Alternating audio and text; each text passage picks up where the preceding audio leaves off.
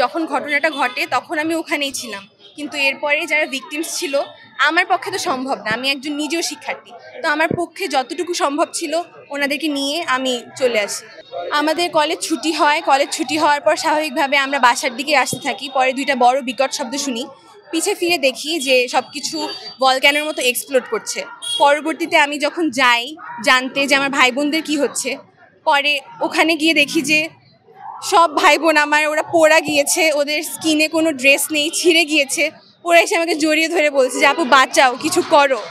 তখন আমি নিজেও একজন শিক্ষার্থী, আমি নিজেকে ধরে রাখতে পারছিলাম না, আমি বুঝতে পারছিলাম না নিজেও যে কি করব।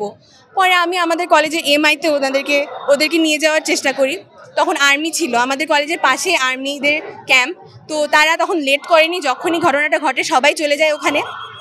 আমি বাচ্চাদেরকে নিয়ে যখন এমআইতে যাচ্ছিলাম তখন তারা আমাকে বলল যে না এখানে হবে না, অন্য কোনো হসপিটালে নিয়ে যেতে। পরে আমরা তাকে উত্তর আধুনিকে নিয়ে আসি। উত্তর আধুনিকে আনার পরে ওখানে বললো যে ওদের অবস্থা খুবই ক্রিটিক্যাল, বার্ন ইউনিটে আনা লাগবে। পরবর্তী বার্ন ইউনিটে আনি, তারপর ডক্টর বললো যে তাদের ইন্টারনাল অর্গ্যান পুড়ে গিয়েছে। তো আমি এখনো জানি না যে তাদের কি অবস্থা। লোকজন দৌড়াদৌড়ি শুরু করে দিয়েছে, আমরাও বের হয়ে গেছি। বের হয়ে যাওয়ার পর ওখানে আমাদেরকে আর ঢুকতে দেয় না, কারণ আমাদের পাশে তো আর্মি থাকে, তো ওনারা গেছেন ওখানে, গেট সব বন্ধ ছিল, আমরা ঢুকতে পারি না। আমার অনেক ফ্রেন্ড ভিতরে ছিল, আমি তো আর ঢুকতে পারি নাই। আমি গোল চত্বরের ওখানে ছিলাম, ওখানে অনেক মা বাবার হাহাকার, বন্ধু বান্ধবী হারানোর হাহাকার আমি সব দেখছি। ওখানে অন দ্য স্পট অনেক লাশই বের করে নিয়ে যাচ্ছিল। তো আমি তো বাসায় চলে আসছি, বাসায় চলে আসার পর আমি দেখি যে লাশের সংখ্যা খুবই কম, মানে যতজন হচ্ছে মারা যাওয়ার কথা তার চাইতে অনেক কম লাশের সংখ্যা প্রকাশ করা হয়েছে।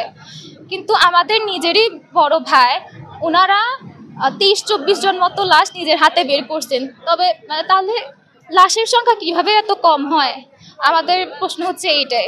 যেখানে প্লেনটা ক্র্যাশ করছে সেখানে হচ্ছে মানে জুনিয়র সেকশন যারা ওদের হচ্ছে প্লেনটা ক্র্যাশ করছে ওদের এখানে। তো আমি এক্সাম দিচ্ছিলাম, ক্লাস হলে ছিলাম, আপনার 12:30 নাগাদ আমি হচ্ছে বের হয়েছি। তো বের হওয়ার পর আমি হচ্ছে ফ্রেন্ডদের সাথে ওই জায়গাটায় আড্ডা দিচ্ছিলাম এবং ঠিক তার আধা ঘন্টা পরই প্লেনটা ওইখানে ক্র্যাশ করে।